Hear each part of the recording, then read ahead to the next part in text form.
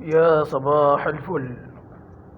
طبعا كلنا سمعنا الكابتن او الاستاذ عبد الشافي صادق.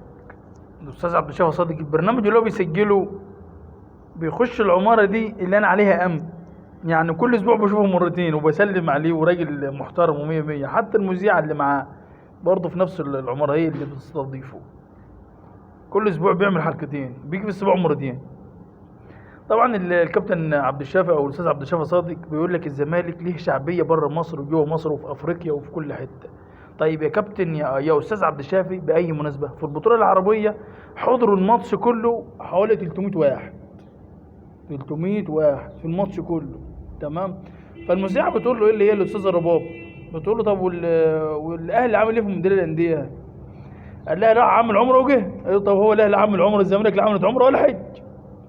قال لك ده الزمالك اتعادل معاها الهلال السعودي لما يلعب فيه كريستيانو وساديو ماني. يا استاذ عبد الشافي، كريستيانو وساديو ماني بيلعبوا في النصر، بيلعبوا في النصر السعودي، بيلعبوا في النصر يا استاذ عبد الشافي.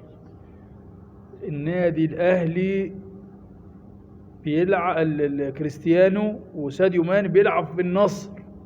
الاهلي في كاس العالم اللي فات لعب الاتحاد اللي فيه بنزيما ولسعوا 3-0، وجبنا الفريق الياباني ولسعناها 4، واتغلبنا من فريق البرازيل 2-0 وخدنا البرونزيه اللي انتوا في حياتكم ما رحتهاش ولا شفتوهاش.